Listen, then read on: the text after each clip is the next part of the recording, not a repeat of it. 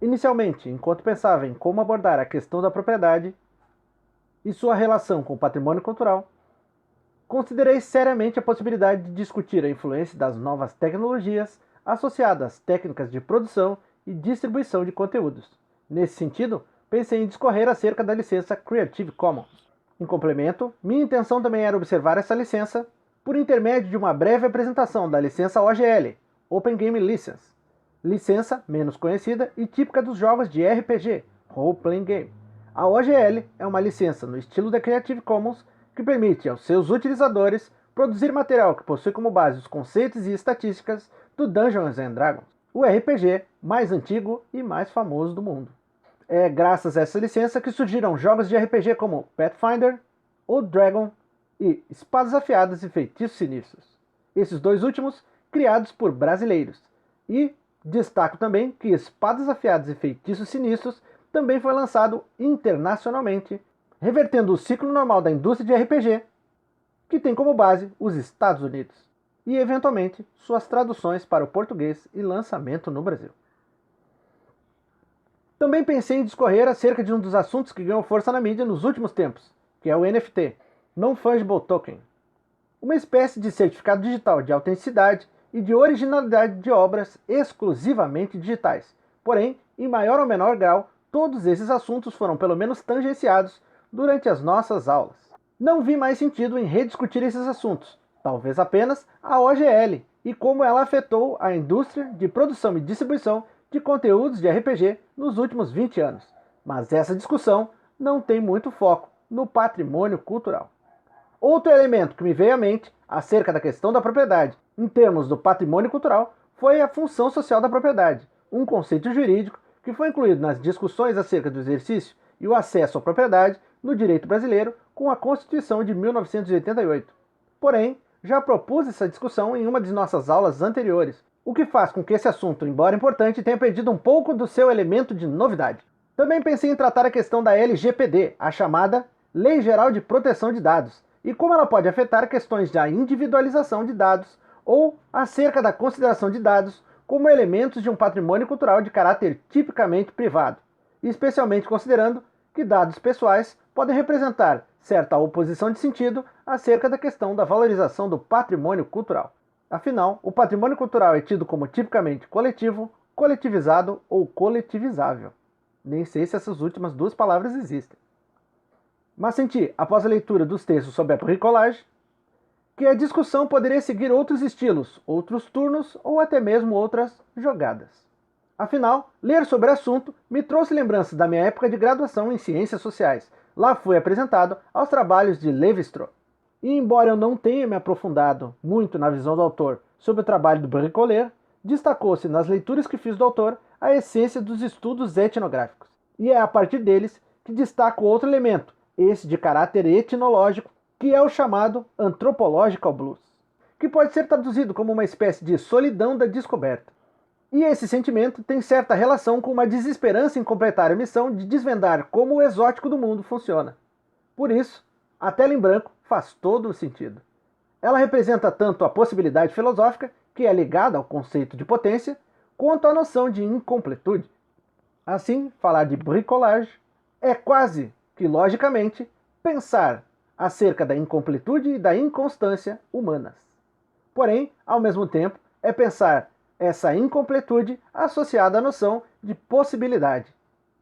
Como vim a redescobrir, isso é algo natural, e é nesse momento que tenho o meu próprio Anthropological Blues. E vislumbro meu Anthropological Blues justamente quando me apoio nos escritos do meu objeto. Tomo aqui liberdade de ler uma poesia breve, enquanto a revelação toma conta da tela. Ah, toda alma num cárcere anda presa, soluçando nas trevas entre as grades, do calabouço olhando imensidades, mares, estrelas, tardes, natureza, tudo se veste de igual grandeza. Quando a alma entre grilhões as liberdades sonha, e sonhando as imortalidades rasga o etéreo espaço da pureza. Ó almas presas, mudas e fechadas, nas prisões colossais e abandonadas, da dor do calabouço atroz funéreo, nesses silêncios solitários graves, Que chaveiro do céu possui as chaves para abrir-nos as portas do mistério? Trata-se de Cárcere das Almas, que faz parte da obra do Cisne Negro, como era conhecido o poeta João da Cruz de Souza, considerado por especialistas em literatura como um dos mais importantes poetas simbolistas do Brasil. Filho de Santa Catarina, mas também filho de gente humilde. Seu pai era um mestre pedreiro chamado Guilherme da Cruz e sua mãe uma lavadeira chamada Carolina Eva da Conceição, ambos escravos alforreados. Recebeu uma educação refinada, na qual aprendeu francês, latim, grego e todas as ciências.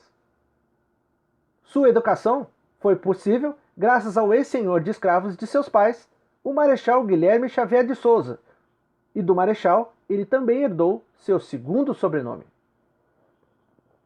Mas não pense que a vida de Cruz de Souza sempre foi fácil.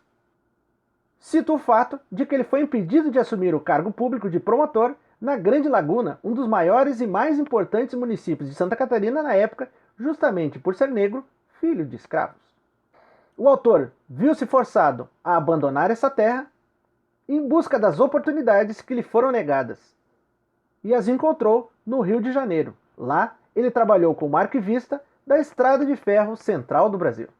Além disso, trabalhou em diversos jornais, o que fez dele também um ativista cultural no Rio de Janeiro. Cruz de Souza casou-se, mas sua felicidade nunca foi plena. Sua esposa foi diagnosticada com problemas mentais logo após o nascimento do segundo filho, e ele próprio, mais tarde, foi diagnosticado com tuberculose, que na época era uma das doenças mais mortais de todas. Faleceu em 1898, depois de não conseguir estabilizar sua saúde, já debilitada por conta da doença. Apesar de todos os problemas pessoais, isso não impediu Cruz de Souza de ser uma das vozes contra o preconceito étnico. Ao longo de sua obra, vai falar de uma intangível brancura que causa sofrimento a todos os não brancos.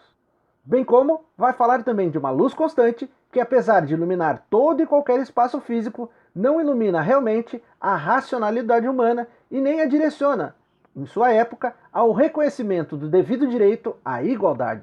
Afinal, a luta pela igualdade sempre foi uma luta contra a ideia de que um ser humano pode ser propriedade de outro ser humano. E para completar essa concepção proposta para minha bricolagem, inspirado pela obra de Cruz de Souza, eu próprio apresento uma trioleta elaborada por mim, mas sem toda aquela métrica clássica. Bela flor, agora podada, já tampouco, agora vale, da natureza foi roubada. Bela flor, agora podada, pela cana e pelo café foi retirada, para que a nada atrapalhe. Bela flor, agora podada, já tampouco, agora vale. Não merecia ser emoldurada em um destino que a separe, de toda a estada que repare. Restando solita, na toada, bela flor, agora podada. E com isso, encerro minhas observações sobre o tema da propriedade do patrimônio cultural, bem como minha bricolagem.